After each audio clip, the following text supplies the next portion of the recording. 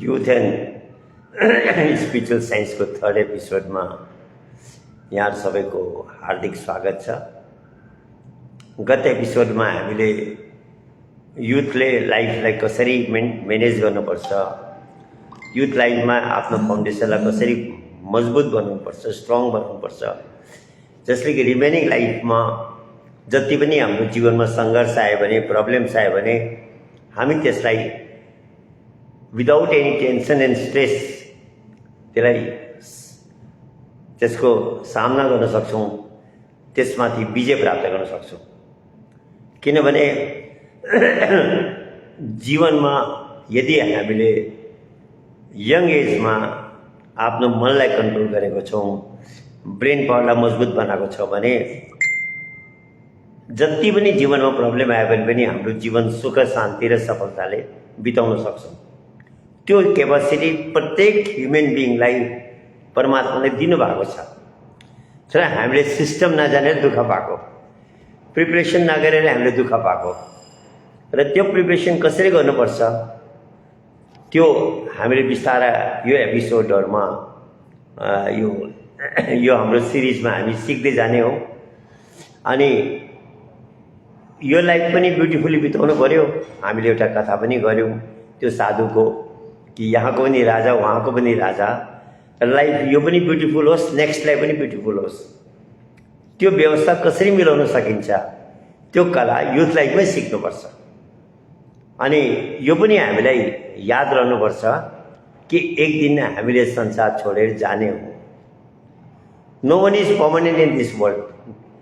मृत्यु त असम्भावी छ, आउँछै आउँछ। र हाँस्दै जानु पाऊ, रुँदै जान नपरोस्, नेक्स्ट लाइफको लागि पनि प्रिपरेसन मेरो ब्युटिफुल होस्। त्यो सबै कुरो यो लाइफमा कसले गर्न सक्छ भन्दा जसले आफ्नो मृत्युलाई याद राखेको हुन्छ। भनेको पनि छ एउटा कविले, दुईवटा कुरा नभुल्नु रे, यदि तिमीले आफ्नो कल्याण चाहन्छौ भने एउटा आफ्नो मृत्युलाई, एउटा प्रभुको ध्यान सुमिरनलाई।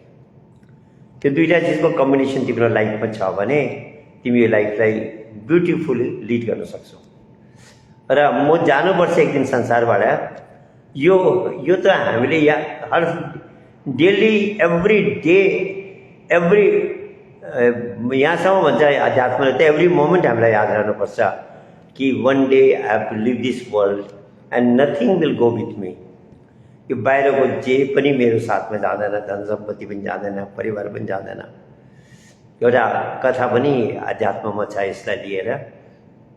युधिष्ठिर महाराज आफ्ना भाइहरूसँग विचरण गर्नुहुँदै थियो जङ्गलमा अज्ञातवासको समयमा, र मलाई तिर्खा लाग्यो। टाढो एउटा पोखरी देख्यो पानीको। सानो कान्छा भाइलाई पठाउनु भयो, गएर पानी लिएर आऊ भन्यो। पठायो, भाइ फर्केर आएन। अर्को भाइलाई पठायो, त्यसो गर्दै चारै भाइ पठाउनु भयो, कोही पनि फर्केर आएन। अरे मेरा भाइहरू पानी लिएर किन आएन, के भएछ भनेर युधिष्ठिर महाराज पनि त्यहाँसम्म पुग्नुभयो। पुग्दाखेरि त त्यहाँ त चारै भाइ मूर्छित भएर लडिरहेको, फेन्ट भइरहेको। पानीको तिर्खा एकदम बेसी लागेको थियो। पहिला पानी खान्छु भनेर पानी खानु प्रयास गर्दाखेरि त एउटा यक्षको आवाज भयो, युधिष्ठिर महाराज यो पानी, यो तालाबको मालिक म हो, मेरो आज्ञाको बिना हजुरले यो पानी पिउने प्रयास गरे भने यसलाई तपाईँले लिएर जाँदा हुन्छ। तपाईँको जीवनमा यही चार भाइ जस्तै गति हुन्छ। र पहिला मेरो प्रश्नको उत्तर दिनु पर्यो हजुरले भनेर। हुन्छ, तिम्रो प्रश्न के छ भनेर यक्षलाई युधिष्ठिरले भनेपछि थुप्रो प्रश्न गर्छ यक्षले। तर यहाँ म एउटा प्रश्नको कुरा गर्दैछु कि सबभन्दा ठुलो केमा आश्चर्य भन्यो, सबभन्दा ठुलो संसारमा आश्चर्यको चिज के, अचम्मको चिज के भनेर। The most wonder, the greatest wonder of the world. Physically त हामीले त्यो कुरा गर्ने थियौँ होला, आगराको ताजमहल, विश्वका पिरामिड, त्यो इटलीको ह्याङ्गिङ के अरे चर्च, यस्तो थुप्रा 7वटा हामीले आश्चर्यहरूको, वन्डर्सको कुरा गर्छौँ। युधिष्ठिर महाराजले त्यो कुरा गरेन। उहाँले भन्यो मलाई त एउटा सबभन्दा अचम्मको चिज के लागेको छ भन्दाखेरि मान्छे मरेको देख्छ, मसानघाट पनि जान्छ, घरमै कोही बेला कसैको मृत्यु भइरहेको हुन्छ, छेछेमीको मृत्यु भइरहेको हुन्छ। त्यो हेर्दा हेर्दा पनि उसलाई कहिले पनि याद आउँदैन म पनि एक दिन मर्नुपर्छ, यो संसार छोडेर मैले पनि जानुपर्छ, यो घर परिवार धन सम्पत्ति मान सम्मान सबै मैले छोडेर जानुपर्छ, यो बिर्सेर ऊ मस्त भएर लागिरहेको हुन्छ। It never tries to prepare for the next life. त्यहाँ के हुन्छ, कहाँ जानुपर्ने हो, कुन ठिकाना हो मेरो, त्यो सबै बिर्सेको हुन्छ अरे। भनेको पनि छ एउटा सन्तले, चलन चलन सबकै कहे मोहे अन्देशा और, नाम न जाने गाउँ का पहुँचेगा केही ठोर। तिमी जाँदैछौ रे, कहाँ जाने हो टुङ्गो थाहा छैन, कुन ठाउँमा जाने हो एड्रेस थाहा छैन भने तिमी कहाँ पुग्छौ, भट्किने हो। र यही जन्ममा मेरो जाने टुङ्गो के हो, from where I have come, why I have come and where I have to go. म कहाँबाट आएको, किन आएको, कहाँ जानुपर्ने हो, यो कुरा यही लाइफ ह्युमन लाइफमै क्लियर गर्ने मौका हो। र सबभन्दा ठुलो आश्चर्य मलाई यही लाग्यो कि जीवनमा युधिष्ठिर महाराजले भन्नुहुन्छ मान्छेले मृत्युलाई हेर्दा हेर्दा पनि आफूलाई बिर्सेको हुन्छ। भनेको हुन्छ नि, कोही चला गया कोही जावे, कोही गठरी बांध से धावे, कोही खड़ा त्यार अकेला, चला चली का मेला, 2 दिन का जग में मेला, सब चला चली का खेला। यो 2 दिनको भनेको एउटा दिन र रात, आउने दिन र जाने दिन, 2 दिनको खेला हो। कोही गइसक्यो, कोही जानेवाला छ, कोही जानुलाई तयारी छ, तर हामी बिर्सेर बसिरहेको छौँ। र त्यो कुरो जीवनलाई सफल बनाउनु हो भने, यो ह्युमन लाइफलाई सक्सेसफुल बनाउनु भने यो कुरो पनि हाम्रो मेमोरी हुनुपर्छ कि एक दिन मैले जानुपर्ने छ। सो यो लाइफलाई पनि ब्युटिफुल बनाउने, नेक्स्ट लाइफ पनि ब्युटिफुल बनाउने फर्मुला के छ? मैले युथ लाइफमा त्यो भौतिक इन्जोयमेन्टमा, सेन्सुअल इन्जोयमेन्टमा नलागेर पहिला मैले आफूलाई प्रिपेयर गरौँ, यस्तो प्रिपेयर गरौँ कि यो लाइफ, किनभने यो एक्चुअली गेम हो। गेम इन्जोयमेन्टको लागि हुन्छ, रुन लागि हुँदै होइन। तर हामीले गेम खेल्न नजानेर, राइट कोच नभेटेर, ट्रेनिङ प्रपर नलिएको हुनाले हामीले पछि दुःख पाइरहेको छौँ। र त्यसको फर्मुला के हो त? के हो भन्दाखेरि हामी कुरा गर्छौँ स्पिरिचुअल साइन्सको सब्जेक्ट हुन्छ नि, जस्तो हामी के अरे साइन्स पढ्दा अलग सब्जेक्ट छ, कम्प्युटर साइन्समा अर्कै सब्जेक्टहरू हुन्छ, कमर्समा अर्कै सब्जेक्ट हुन्छ, इकोनोमिक्स हुन्छ, यो फेरि आर्ट्स लिएको छौँ भने त्यहाँ हिस्ट्री जियोग्राफीहरू हुन्छ, अलग अलग स्ट्रिमको अलग अलग सब्जेक्टहरू हुन्छ। त्यसरी स्पिरिचुअल साइन्सको सब्जेक्ट के छ भन्दाखेरि 3टा हो, ब्रेन, माइन्ड एन्ड कन्सियसनेस। बुद्धि, मस्तिष्क, मन र चेतना, यो 3टाको साइन्स चाहिँ स्पिरिचुअल साइन्स हो। अनि यो पनि कुरो हामीले यो हुन त दोहोऱ्याइरहन्छ हामी कुरा, तर यो कुरो हामीले स्पष्ट बुझ्नु पर्यो। Spiritual science is one and the same for the whole world, whole humanity, irrespective of caste, creed, religion, nationality. जाति, धर्म, सम्प्रदाय र देशको विभाजनदेखि पर यो स्पिरिचुअल साइन्स सारा विश्वको लागि एउटै हो। जसरी फिजिक्स, केमिस्ट्री, म्याथमेटिक्स, बायोलोजी सारा विश्वको लागि एउटा हो, त्यस्तै यो स्पिरिचुअल साइन्स पनि एउटै हो। यो हामीले आज जो बाउन्ड्रिज देख्छौँ, यो फलाना धर्म, यो फलाना, यो ल्याङ्ग्वेजको डिफ्रेन्सहरू हो, डिस्क्रिप्सनको भेराइटीहरू हो, तर स्पिरिचुअल साइन्स एउटै हो। मन के छ, कस्तो छ, यो कसैले डिफाइन गरे यो मनको प्रपर्टी चेन्ज हुँदैन।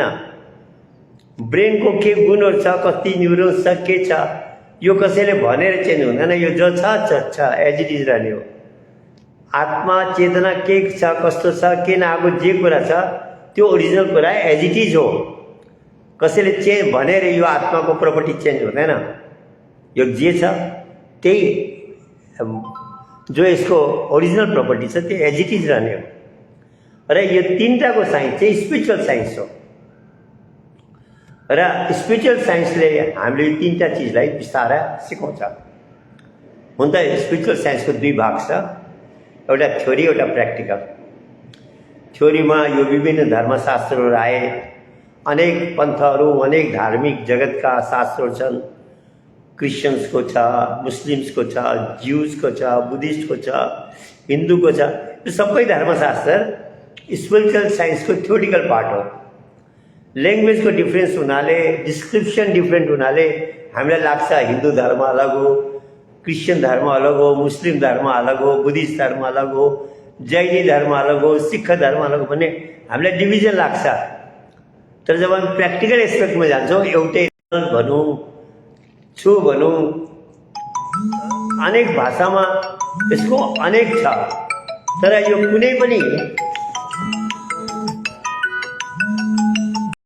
यो कुनै पनि यो धर्महरूको जो प्र्याक्टिकल पार्ट छ त्यो एउटै छ। जसरी पानीको अघि यदि हामीले केमिकल एनालिसिस गऱ्यौँ भने H2O केमिकल एनालिसिस गऱ्यो भने 2 एटम हाइड्रोजन करे एउटा एटम अक्सिजनको मिलेपछि यो पानीको प्रपर्टी हो। चाहे यसलाई पानी जे पनि भनौँ हामीले पानीलाई कुनै शब्द उपयोग गरौँ, त्यो शब्द चेन्ज गर्नाले यो पानीको प्रपर्टी चेन्ज हुँदैन, सेम पानी रहने हो। ठिक त्यस्तै त्यो स्पिरिचुअल साइन्स सारा विश्वका लागि एउटा हो। यो विभिन्न भाषाले त्यो स्पिरिचुअल साइन्स चेन्ज हुँदैन। थ्योरिटिकल्ली हामी डिफ्रेन्ट देख्छौँ त्यसमा, तर practically there is no difference. It is one and the same for the whole humanity. र त्यो स्पिरिचुअल साइन्सको जो प्र्याक्टिकल पार्ट छ, ब्रेन, माइन्ड एन्ड कन्सियसनेसको बारेमा जो जानकारी छ, त्यो बिस्तारै हामीले एज ए साइन्स पढ्नुपर्छ। ब्रेन के हो, यसको के प्रपर्टी छ, कसरी हो, हामी कति युज गरिरहेको छौँ, यसको टोटल ब्रेनलाई युज गर्नलाई के गर्नुपर्छ, लेफ्ट ब्रेन के हो, राइट ब्रेन के हो, यो ब्रेनको बारेमा डिटेल जानकारी साइन्सले केही मात्रामा दिएको छ, तर टोटल जानकारी साइन्सले दिन सकेको छैन। साइन्समा अहिले पनि साइन्सको लागि एउटा अनएन्सर्ड क्वेसन छ, how to activate the right brain totally, how to use the total brain power. साइन्सले स्टिल यसलाई, यो फिजिकल साइन्स इग्नोरेन्ट छ। भौतिक विज्ञान यसमा अहिले पनि उसलाई पूर्ण जानकारी छैन। मनको बारेमा मन त मेटाफिजिकल भएको कारणले मनलाई त भौतिक विज्ञानले बुझ्नै सकेको छैन। किन मन पराभौतिक हो, विज्ञान भौतिक हो। मन पराभौतिक भन्दाखेरि कतिजना कन्फ्युज हुन्छ, यसले कसरी भौतिकसँग कनेक्ट गरेको छ। मनमा एउटा स्पेसल प्रपर्टी छ, ऊ टेम्परेरी भौतिक पनि बन्न सक्छ अनि उसको एक्चुअल फर्म पराभौतिक हो। जसरी वैक्सको उदाहरण दिन्छ हामीलाई। वैक्सलाई उसले ठन्डा इन्भाइरोमेन्ट पायो भने, कुल इन्भाइरोमेन्ट पायो भने त्यो सलिड बन्छ, ठोस पदार्थ बन्छ। त्यसले वार्म इन्भाइरोमेन्ट पायो भने, तातो इन्भाइरोमेन्ट पायो भने त्यो लिक्विड बनिहाल्छ। गरम महिनामा वैक्स राख्नु भने त्यो पानी भइहाल्छ। के छ भन्दाखेरि वैक्सको दुईटा गुण भयो, लिक्विड प्रपर्टी पनि भयो, सलिड प्रपर्टी पनि भयो। इन्भाइरोमेन्टले हिट र कोल्डको कनेक्सनले चेन्ज हुन्छ, सम्पर्कले चेन्ज हुन्छ। मन भौतिक सम्पर्क भयो, ब्रेनसँग कनेक्ट भयो, सेन्सेससँग कनेक्ट भएपछि यो फिजिकल बनिहाल्यो। जुन बेला त्यो मेटाफिजिकल जो हाम्रो भित्र चिज छ, इनर्जी छ, कन्सियसनेस छ, त्योसँग कनेक्ट भयो भने यो आफ्नो ओरिजिनल फर्ममा जाइहाल्छ मेटाफिजिकलमा। र त्यस कारणले मन वास्तवमा टिपिकल हो। अनि भौतिक विज्ञानले यसलाई कहिले बुझ्नु पनि सक्ने होइन, बुझाउनु पनि सक्ने होइन। किन भौतिक विज्ञानको जुन रिसर्च छ त्यो फिजिकल इन्स्ट्रुमेन्टको थ्रुबाट छ, फिजिकल सिस्टमबाट छ, मेटाफिजिकल सिस्टम त्यहाँ छैन। र मनलाई बुझाउने मेटाफिजिकल साइन्स नै हो, पराभौतिक स्पिरिचुअल साइन्स नै हो, जसलाई हामीले सिम्पल भाषामा स्पिरिचुअल साइन्स भन्यौँ। आत्मा चेतना कुरा त अझै गहिरो छ, हामी बिस्तारै त्यसलाई सब डिस्कस गर्ने। भन्नुको मतलब यो तीनटाको लागि हामीले स्पिरिचुअल साइन्स सिक्नु पर्यो। अनि स्पिरिचुअल साइन्समा थ्योरिटिकल त यो एपिसोडहरूमा शास्त्रहरूले हामीलाई धेरै कुरो बुझाइदिन्छ, तर ब्रेन पावरलाई कसरी वास्तवमा मैले फुल ब्रेन पावरलाई मेनिफेस्ट गर्नु, मनलाई किन मन त इनर्जी हो, इनर्जी कन्ट्रोलमा छैन त्यसले बर्बाद पार्छ। मनलाई कसरी कन्ट्रोलमा राख्ने भन्दाखेरि त्यसको लागि हामीले स्पिरिचुअल साइन्सको प्र्याक्टिकल पार्ट सिक्नु पर्यो। अनि त्यो प्र्याक्टिकल पार्ट सिकेपछि यो थ्योरिटिकल पनि, यो झमेला थ्योरिटिकलको जो डिफ्रेन्स छ त्यो पनि क्लियर हुन्छ। हजुरले काठमाडौँको बारेमा मानिलिउँ थुप्रो किताब पढ्नुभयो, जानुभएको छैन। किताबहरूको डिस्क्रिप्सनमा यो काठमाडौँ अर्कै किसिमको होला, यो अर्कै किसिमको होला भन्ने डिफ्रेन्सेस लाग्न सक्छ। तर एकखेप काठमाडौँ प्र्याक्टिकली जानुभयो, त्यहाँ बस्नुभयो, घुम्नुभयो भने बिस्तारै थाहा लाग्छ कि अरे यो किताबले यसरी बुझाएको रहेछ, यो किताबमा लेखकले यसरी बुझाएको रहेछ। कुरो त सबै काठमाडौँलाई लिएर नै रहेछ, अलग अलग होइन रहेछ। नभए यो डिफ्रेन्ट सिटिजको कुरा होला भन्ने लाग्छ। काठमाडौँ हेरेपछि यो जम्मै बुक्सले एउटै सिटीको कुरा गरेको रहेछ भन्ने क्लियर हुन्छ। त्यस्तै स्पिरिचुअल साइन्समा यो हामीले विभिन्न शास्त्र हेर्दाखेरि किसिम किसिमका पूजाहरू छन्, किसिम किसिमका ध्यान सुमिरन छ, कुन चाहिँ गर्नु भन्ने कन्फ्युज पनि हुन्छ। तर जो एक्चुअल छ स्पिरिचुअल साइन्सको जब हामी प्र्याक्टिकल पार्टमा एस्पेक्टमा जान्छौँ यो सबै शास्त्रको डिफ्रेन्सेस क्लियर भइहाल्छ। अनि एउटै रहेछ, वे अफ एक्सप्लेनेसन मात्रै डिफ्रेन्ट रहेछ भने हामीलाई क्लियर हुन्छ। र मेन हामीले बुझ्नुपर्ने हो स्पिरिचुअल साइन्सको प्र्याक्टिकल पार्ट। अनि त्यो के हो भन्दाखेरि जसलाई हामीले सिम्पल भाषामा मेडिटेसन भन्छौँ, ध्यान सिमिरन भन्छौँ। आजको जमानामा मेडिटेसन बहुत धेरै पपुलर पनि भएको छ, कमर्सियल पनि भएको छ। डिफ्रेन्ट रेट्स छ, डिफ्रेन्ट चार्जेस छ। कतिले हामीलाई पनि सोध्छ हजुरले जुन मेडिटेसन कुरा गर्नु त्यसको कति चार्ज छ भन्दा। फ्री छ भन्दाखेरि उहाँलाई एकखेप त अचम्म लाग्छ, फ्री कसरी हुनसक्छ? यो त पैसाले। एक्चुअल मेडिटेसन यति प्रेसियस छ, we can't pay for it. र मेडिटेसन वर्ड चाहिँ ध्यान भन्ने कुरो चाहिँ आज पपुलर भयो।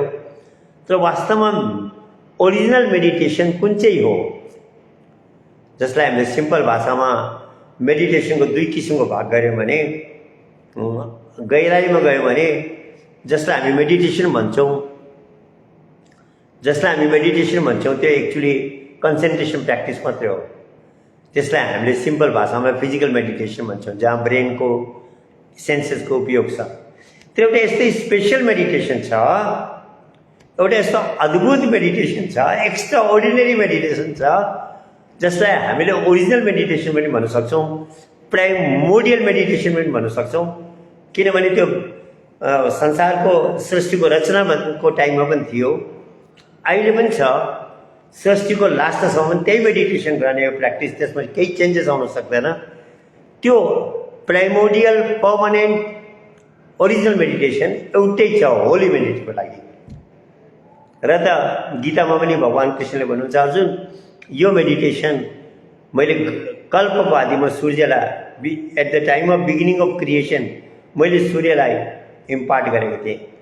सूर्यबाट मनुले पायो, मनुबाट इक्ष्वाकुले पायो, राज ऋषिहरूमा आयो, त्यहाँबाट यो मेडिटेसन हरायो, लुप्त भयो। लुप्त भन्यो भने यसलाई बाहिरको कर्मकाण्डले, बाहिरको कुराले यसलाई छोपिदियो, भित्रको बुद्धिलाई बोक्राले छोपेको जस्तै यसले छोपिदियो। र संसारमा म फेरि अवतार लिएर म तिमीलाई आज त्यही मेडिटेसन इम्पार्ट गर्दैछु। र त भन्यो यदा यदा हि धर्मस्य ग्लानि भवति भारत अभ्युत्थानं धर्मस्य तदात्मानं सजाम्यहं परित्राणाय साधूनां विनाशाय च दुष्कृतां धर्म संस्थापनार्थाय सम्भवामि युगे युगे। कि प्रत्येक युगमा म आउँछु। किन आउनु परेछ भने एकखेप आउँदा हुन्थ्यो नि त, कुरा सुनाइसक्नु भएको छ, उपदेश दिइसक्नु भएको छ, फेरि फेरि आउने जरुरत के पर्यो? किन त्यो मेडिटेसन प्र्याक्टिकल हो, it's like a surgical operation. बितेको डक्टरको थ्रुबाट अपरेसन हुँदैन, जिउँदो डक्टरले मात्रै अपरेसन गर्न सक्छ। र त्यस कारणले त्यो बेलामा बितेको डक्टरको फोटोले अपरेसन गर्नु सक्दैन भने चाहिँ जिउँदो डक्टरकोमा हामी जानुपर्छ। त्यसै जुन मेडिटेसनको हामी कुरा गर्दैछौँ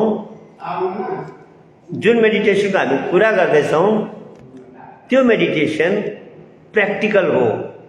र जब भगवान् कृष्ण संसारमा हुनुहुन्थ्यो त्यति बेला उहाँले अर्जुनलाई इम्पार्ट गर्नुभयो। आज भगवान कृष्णको फोटोलाई मलाई इम्पार्ट गरिदिनु भयो भने भगवान कृष्णको फोटोले त्यो मेडिटेसन हामीलाई इम्पार्ट गर्न सक्दैन। त्यसको लागि लिभिङ स्पिरिचुअल मास्टर चाहिन्छ जसकोमा त्यस्तो क्षमता छ। यसकारण महापुरुषहरूलाई रिइन्कार्नेसन लिइरहनु पर्यो। कहिले रामको विष्णुको रूपमा, कहिले भगवान रामको रूपमा, कहिले कृष्णको रूपमा, कहिले बुद्धको रूपमा, कहिले क्राइस्टको रूपमा। क्रिस्चियन्सले पनि भन्छ क्राइस्ट फेरि आउँछ भनेर। किन आउनु पर्यो? किनभने त्यो प्र्याक्टिकल मेडिटेसन सिकाउनु लागि लिभिङ बडी चाहिन्छ। कहिले नानकको रूपमा, कहिले बुद्धको रूपमा, कहिले महावीर स्वामीको रूपमा, कहिले कबीरको रूपमा, कहिले शङ्कराचार्यको रूपमा। यो अनेक इन्कार्नेसनहरू, अनेक महापुरुषहरू संसारमा आए अनि आइरहनेछन्। त्यसको मेन कारण के हो भने त्यो स्पिरिचुअल साइन्सको जुन प्र्याक्टिकल एस्पेक्ट छ त्यो अपरेसन जस्तै हो, त्यो लिभिङ म्याटर हो। डक्टरलाई साहब मेरो अपरेसन गर्नुपर्नेछ नि, भिडियोबाट गरिदिनु नि, भर्चुअल यो भिडियोबाट गरिदिनु भन्यो भने यो पोसिबल छैन, तिमी मेरोमा आउनुपर्छ, म तिमीलाई अपरेसन थिएटरमा लगेर अपरेसन गर्छु भन्छ। त्यस्तै त्यो जो प्र्याक्टिकल मेडिटेसन छ, मेटाफिजिकल मेडिटेसन छ, त्यो जो ओरिजिनल मेडिटेसन छ त्यो त्यसरी नै प्र्याक्टिकल हो। र यसको लागि भगवान कृष्णले भन्नुभयो जब जब धर्मको ग्लानि हुन्छ त्यो ओरिजिनल मेडिटेसनलाई यो बाहिरको कर्मकाण्डले छोपिदिन्छ, त्यति बेला म संसारमा कुनै न कुनै रूपमा अवतार लिन्छु। महापुरुषहरूको अवतार हुन्छ। इन्कार्नेसन त्यसैलाई भन्यो जसले हामीलाई त्यो लुकेको कुरालाई फेरि प्रकट गरिदिन्छ। भागवतमा पनि त्यही कुरा आउँछ कि जब भेराइटी अलग हो, बुझाउने तरिका अलग हो, शैली अलग हो, कि जब ब्रह्माजीलाई भगवानले आदिपुरुष नारायणले रचना गर्नुभयो, ब्रह्माजीको लागि उत्पन्न गर्नुभयो, अनि ब्रह्माजीलाई भन्नुभयो तिमी सृष्टिको रचना गर भन्दाखेरि ब्रह्माजीले भने पहिला मलाई योबाट बाँच्ने उपाय हजुरले सिकाइदिनु पर्यो भन्दाखेरि चतुर्श्लोकी ज्ञान प्रदान गर्नुभयो रे। यो एउटा सेक्रेट कोड हो भनौँ न, त्यो एउटा वर्ड जस्तो कुनै कुरोलाई डिस्क्राइब गर्नको लागि एउटा शब्द युज भयो। चतुर्श्लोकी ज्ञान प्रदान गर्नुभयो रे र भन्नुभयो यो ज्ञानको तिमीले प्र्याक्टिस गर्यो भने तिमीलाई माया व्याप्त गर्ने छैन, तिमी संसारमा बस्ने छैनौ। चतुर्श्लोकी ज्ञान पनि त्यही ओरिजिनल मेडिटेसनलाई भनेको। त्यो मेडिटेसनलाई भागवतमा फेरि कथा आउँछ कि जब वेदव्यासजी दुःखी हुनुहुन्थ्यो, अनसेटिस्फाइड हुनुहुन्थ्यो, उहाँले भन्नुभयो मैले 17वटा पुराण लेखिसकेँ तर मलाई सन्तुष्टि भएन। त्यति बेला नारदजीले भन्नुहुन्छ हजुरलाई एउटा मेन कुरो थाहा छैन। अब कस्तो उहाँले त्यो डिस्क्राइब गर्नुहुँदैछ कि आदि सृष्टिको आदिमा ब्रह्माजीलाई जुन मेडिटेसन सिकाउनु भयो, जुन चतुर्श्लोकी ज्ञान प्रदान गर्नुभयो, ब्रह्माजीको कृपाले मैले पनि त्यसलाई पाएँ र म हजुरलाई त्यो चतुर्श्लोकी ज्ञान, त्यो ओरिजिनल मेडिटेसन प्रदान गर्दैछु। यसको प्र्याक्टिस गरेर यसको आधारमा एउटा ग्रन्थ रचना गर्नुहोस्, हजुरलाई पनि सेटिस्फ्याक्सन हुन्छ, समाजलाई पनि त्यसले दिशा दिने हो। अनि त्यो भागवतलाई त्यस कारणले चतुर्श्लोकी भागवत भनिन्छ। त त्यो 4टा श्लोक कुन चाहिँ थियो जो बिफोर क्रिएसन? कतिजना भन्छ त्यो किताबमा छ, म हेरेर भनिदिन्छु भने। How is it possible? जब सृष्टिको रचनै भएको छैन, भाषाको उत्पत्ति नै भएको छैन, ह्युमन क्रिएसनै भएको छैन, त्यति बेला कुन भाषामा त्यो परमात्माले आदि पुरुष त्यो शक्ति नारायणले ब्रह्माजीलाई प्रदान गर्यो? There must be some different system. त्यो प्र्याक्टिकल इम्पार्टिङ थियो। त्यो भाषाको रहित त्यो चतुर्श्लोकी ज्ञान, त्यो भाषा रहित त्यो ओरिजिनल मेडिटेसन छ र त्यसलाई मेटाफिजिकल भन्यो, पराभौतिक भन्यो, beyond language, beyond brain, beyond census. र त्यो मेटाफिजिकल मेडिटेसन चाहिँ ओरिजिनल मेडिटेसन हो। अनि त्यही मेडिटेसनलाई आमाको गर्भमा प्रत्येक बालकले प्र्याक्टिस गरेको हुन्छ। कस्तो अचम्मको कुरा हो। कतिजनाले युवाहरूले, कतिजना इन्टेलेक्चुअलले हुनसक्छ मेरो कुरालाई अहिले उहाँले एक्सेप्ट गर्नुहुन्न होला, तर being a doctor, being a science person, being a spiritual researcher मैले रिसर्च गरेँ। हो रहेछ, गर्भमा प्रत्येक बालकले त्यो 6 महिनामा जब उसको पुरा त्यो डेभलप हुन्छ उसले 3 महिना गर्भमा मेडिटेसन गर्छ। संसारको प्रत्येक बालकले गर्छ। यस्तो कुनै बालक छैन जसले मेडिटेसन गर्दैन। त्यो ओरिजिनल मेडिटेसन चाहिँ के हो त? त्यसलाई हामीले त्यो मेटाफिजिकल मेडिटेसन भनौँ, ओरिजिनल मेडिटेसन भनौँ, गर्भमा गरेको मेडिटेसन भनौँ, कुनै पनि वर्ड देऊ, त्यो मेडिटेसन एउटा हो। अनि त्यो मेडिटेसन त्यति बेला कोही गुरुले कोही संस्थाले सिकाएन नि थिए। गर्भमा स्वयं त्यो ईश्वरले भनौँ, त्यो शक्तिले भनौँ, परमात्मा भनौँ, त्यो भाषाको जे पनि शब्द उपयोग गरौँ, उहाँले डाइरेक्ट सिकाउनु भयो। अनि त्यो सिकाउनु उद्देश्य के थियो? यो मेडिटेसनलाई बाहिर पनि गर्नु। त्यो मेडिटेसन गर्दा बाहिर जब नानी जन्मिन्छ कस्तो मस्त, कस्तो ट्यालेन्टेड, कस्तो फास्ट वर्किङ हुन्छ, त्यो गुणहरू त्यो गर्भको मेडिटेसनको गर्दा आएको। अनि अफसोसको कुरा के छ भने ट्रेजेडी के भयो भन्दाखेरि बाहिर आएपछि अहिलेको जुन इन्भाइरोमेन्ट छ संसारको धार्मिक इन्भाइरोमेन्ट पनि त्यसले त्यो भुलाइदियो, लुप्त भयो। भगवान कृष्णले भने जस्तै बोक्राले बाहिरका कर्मकाण्ड, बाहिरका रीतिरिवाज, बाहिरका पुरा लेक्चर्सहरू, थ्योरिटिकल एक्सप्लेनेसन्सहरू यसले त्यसलाई त्यो छोपिदियो। मेरो फोन आउँछ, मेसेज आउँछ, 50 वर्ष 60 वर्ष पुगेकोहरूको भन्छ फर्स्ट टाइम हामी सुन्दैछौँ यस्तो गर्भको मेडिटेसन थियो अरे, एउटा ओरिजिनल मेडिटेसन छ भनेर। कस्तो संसारमा लुकियो भनौँ न, छोपियो भनौँ न, त्यो ओरिजिनल मेडिटेसन। यो बहुत रेयरली हामीले सुन्न पाउँछौँ कि सारा संसारको लागि एउटै धर्म छ, एउटै ज्ञान छ, एउटै मेडिटेसन छ। अनि त्यो मेडिटेसन हो जो from the beginning of creation छ अनि अन्तसम्म त्यही रहने हो। नानक साहबले भन्छ जुगादी सच, हैवी सच, नानक होसी भी सच। It was truth in the beginning, it is truth present also and it will remain truth in the end also. Permanently हर समय त्यो एउटै रहने मेडिटेसन, त्यो एउटै रहने ज्ञान, सारा विश्वको लागि एउटै हुने ज्ञान त्यो एउटा छ। हामी महापुरुषहरूको बानीलाई अलिक गहराइमा स्टडी गऱ्यौँ भने जति पनि इन्कार्नेसन आए उहाँले त्यो ओरिजिनल मेडिटेसनलाई डिस्क्राइब गरेको छ आफ्नो आफ्नो ल्याङ्ग्वेजमा। र त्यो मेडिटेसनलाई हामीले जब पहिला हामीले यो कुरो क्लियर हुनु पर्यो कि there is only one meditation for the whole humanity. बाइबलमा पनि त्यो कुरा के गरेको छ भने in the beginning was the word was with God and the word was God. सृष्टिको आदिमा एउटा अक्षर ब्रह्म थियो अरे, त्यो अक्षर ब्रह्म परमात्माको साथ थियो अनि त्यो अक्षर ब्रह्म नै परमात्मा हो। हामीले त्यसलाई हिन्दू सनातन धर्ममा अक्षर ब्रह्म भनेको छ, उहाँले वर्ड भनेको छ। कविले त्यसलाई सत्य नाम भन्यो, नानक साहबले त्यसलाई प्रभुको नाम भन्नुभयो, शब्द भन्नुभयो। शब्द ही धरती, शब्द ही आकाश, शब्द ही शब्द भयो प्रकाश, सगली सृष्टि शब्द के पाछे, नानक शब्द घटा घटा छ।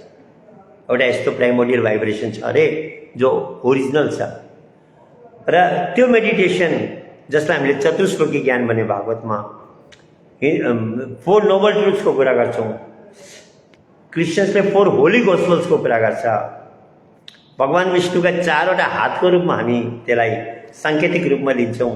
गदा, चक्र, कमलको त्यो फूल र शङ्ख। त्यो चतुश्लोकी ज्ञान, त्यो ओरिजिनल मेडिटेसन, त्यो गर्भको मेडिटेसनलाई हामीले सिक्नु पर्यो। त्यो रिसिकेर प्र्याक्टिस गऱ्यो भने त्यो one solution for the whole problems of life. त्यो एउटा सल्युसन, एउटा कुरोले हाम्रो लाइफको जम्मै प्रब्लम हल गरिदिन्छ, लाइफलाई ब्युटिफुल, इन्जोइङ एन्ड सक्सेसफुल बनाइदिन्छ। सज्जन, मैले हजुरलाई कुनै थ्योरी सुनाएर कन्फ्युज गर्न कोसिस गरेको होइन, मेरो लाइफको एक्सपिरियन्सलाई, सानो एक्सपिरियन्सलाई यहाँसँग सेयर गरेको। रियल्ली त्यो मेडिटेसनले लाइफलाई ब्युटिफुल बनाइदिन्छ। त्यसले प्र्याक्टिस गर्दै गएपछि मन कन्ट्रोलमा हुन थाल्छ, ब्रेन पावर बढ्दै जान सक्छ, राइट ब्रेनका न्युरोन्सहरू एक्टिभ हुन थाल्छ अनि सोल इन्फिनिटीको तर्फबाट माइन्डको सेकल्सबाट फ्री हुन थाल्छ। भनेको हुन्छ नि ईश्वर अंश जीव अविनाशी चेतन अमल सहज सुख राशि सो मायावश भयो गुसाई बदेऊ किर मर्कट किनाई। यो रामायणको एउटा चौपाई हो। के भन्छ भने यो आत्मा, यो कन्सियसनेस त्यो सुपर कन्सियसनेसको पार्ट हो अरे। It's a part of God. Soul is a part of God. यो कन्सियस हो, क्लीन छ, यसमा कुनै भाइरस छैन अनि यो स्वयमै आनन्दले परिपूर्ण छ। तर यसलाई यो मनको बन्धनमा भएकोले यो मनको अशान्तिले अशान्ति सम्झिरहेको छ हामीलाई। आत्माले जुन दिन आफैले आफूलाई चिन्नु पाउने हो यो आनन्दमा मग्न भइहाल्ने हो। अनि यो मनलाई के भएको छ भने यो बाँदर जस्तो फँसेको छ अरे। यो मनको बन्धनमा आत्मा फँसेको छ। जुन दिन यो मनको बन्धन ब्रेक हुन्छ यो आत्माले आफ्नो स्वरूपलाई प्राप्त गर्छ। बाँदरलाई समात्नेले के गर्छ? एउटा भाँडा माटोमा गाडी दिन्छ, त्यो निकाल्न नसक्ने पाराले त्यसलाई पुरा माटोमा मजबुत तरिकाले त्यसलाई फिक्स गरिदिन्छ अनि त्यसमा चना हालिदिन्छ। बाँदरलाई देखाउँदै चना हालिदिन्छ अनि जान्छ एकपट्टि लुकिहाल्छ। त्यो बाँदरले चना हेर्छ, अब चना त्यो त्यसमा छ भने त अब निकाल्नु पऱ्यो भनेर उसले आफ्नो यसरी हात हाल्छ। त्यो भाँडाको मुख यत्रो हुन्छ कि उसले यसरी हात हाल्दा चाहिँ पस्ने त्यो चना लिएर यस्तो मुठी बन्द भएपछि डायमिटर ठुलो भएपछि ननिस्किन सक्ने त्यो साइजको डायमिटर बनाएको हुन्छ, त्यसको भित्रको गोलो बनाएको हुन्छ। बाँदरले हात हाल्यो, चना समात्यो, अब निकाल्नु खोज्छ, अब निस्किँदैन। त्यो भाँडा फेरि फिक्स छ, भाँडा पनि पुरै उठेर पनि आउँदैन। अब त्यो बाँदरले त्यो चना छोडिदियो भने त हात त निक्लिहाल्छ नि, त उसले चना छोड्दैन, समातेकै हुन्छ। एकछिन जब उसले त्यो हेर्छ कि अब यो बाँदरले चना समातिहाल्यो, यसका हात निकाल्ने प्रयास गर्दैछ, निकाल्न सकेको छैन, त्यो बाँदर समात्ने मान्छे आउँछ र पनि त्यो बाँदरले त्यो चना छोडेर भाग्दैन, चना समातेकै हुन्छ। त्यसले के गर्छ? पहिला गलामा डोरी बाँध्छ। बाँदरले चना समातेकै छ। चनाको लालचले उसलाई बन्धनमा पार्यो र डोरी बाँधेपछि हातमा हिर्काउँछ, हिर्काएपछि त्यो चना छुट्यो, हात निक्लिहाल्यो। त्यो बाँधेर पहिला चना छोडेर भागेमा त हुन्थ्यो नि, तर छोड्दैन। यो मनको गति त्यस्तो अरे। यो मायाको विषय वासनाको लालचमा यो मन फसेर यसले आत्मालाई बन्धनमा पारेको छ। जुन दिन मनलाई हामी त्यसबाट मुक्त गरिदिन्छौँ अनि त्यो मेडिटेसन गर्छौँ, हामी यो मायाको बन्धनबाट, यो मनको बन्धनबाट मुक्त भएर यो आत्माले इन्फिनिटीलाई प्राप्त गर्छ। Our actual form is infinite.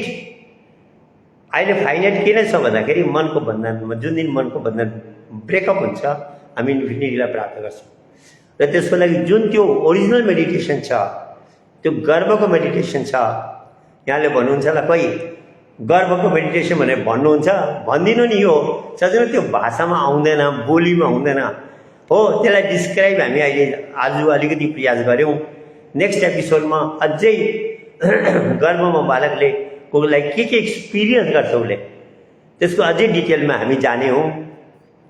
अनि त्यो मेडिटेसनलाई हामीले बाहिर मन्दिरमा कुन पाराले त्यसको व्याख्या गरेको छौँ, त्यो सब कुराहरू हामी गर्दै जाने हौँ।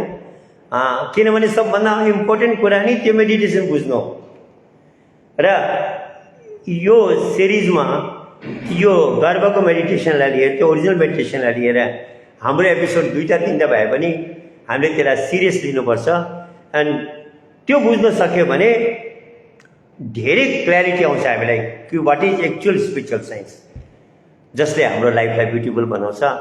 र घडीले समय भयो भन्दैछ, अब हामी समाप्ति गर्न जान्छौँ र नेक्स्ट एपिसोडमा हामी त्यही गर्वको मेडिटेसनको डिस्क्रिप्सनलाई, त्यसलाई अझै गहराइमा जान्छौँ कि गर्वमा बालकले के एक्सपिरियन्स गर्छ। जुन त्यो एक्सपिरियन्स, त्यो मेडिटेसनलाई बाहिर मेन्टेन गऱ्यो भने यो लाइफ र नेक्स्ट लाइफलाई ब्युटिफुल बनाउँछ भन्दै म यहाँबाट बिदा लिन्छु। सबलाई मेरो धन्यवाद, नमस्कार।